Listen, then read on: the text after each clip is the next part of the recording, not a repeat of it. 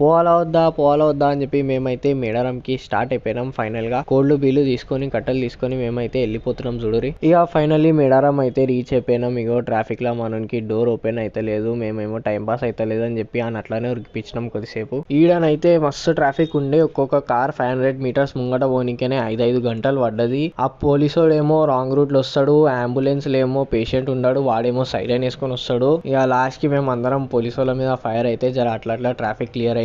ఇక అన్ఫార్చునేట్లీ ఆ ట్రాఫిక్ వల్ల మన ఒక్క కోడి అయితే చచ్చిపోయింది. ఆ కోడి నన్ను వేసేయాల్సిందే అంబులెన్స్ లో మనం. ఇక మన కోడికి రెస్ట్ ఇన్ పీస్ చెప్పి మనం అయితే జంపన్న వాగోకాడికి వెళ్ళిపోయినాం. ఆడికి పోయి మొత్తం స్విమ్మింగ్ కొట్టినాం. ఇక ఆడికి వెళ్ళి మనం లైన్ లోకి వెళ్ళిపోయినాం. లైన్ లోకి పోయినాక నాకేమో నా బెల్లం దొరకలేదు. అయినా కానీ దర్శనం అయితే మస్తు అయింది. దాని తర్వాత మన షెఫ్ గాని పట్టుకొని వచ్చినాం చూడరి. హైదరాబాద్ లోకి వెళ్ళి ఈడేమో చికెన్ వండి పెట్టింది మా కోసం. ఇక పొద్దున మనం అయితే ఒక వాటర్ ట్యాంక్ కనిపిస్తే మా లైఫ్ మొత్తం రిస్క్ లో పెట్టి మీకోసం వాటర్ ట్యాంక్ ఎక్కినాం చూడరు. వ్యూ ఎట్లుందో. ఇక మన పట్టయానాలతో బాసనలు దొంపించి మనం అయితే UNESCO world heritage site Ramappa టెంపుల్కి అయితే వెళ్ళిపోయినాం చూడరు. ఇక్కడ పోయి మస్తు టైం పాస్ చేసినాం మనం. గుడి గిట మస్తు ఉండే, బ్యూటిఫుల్ ఉండే.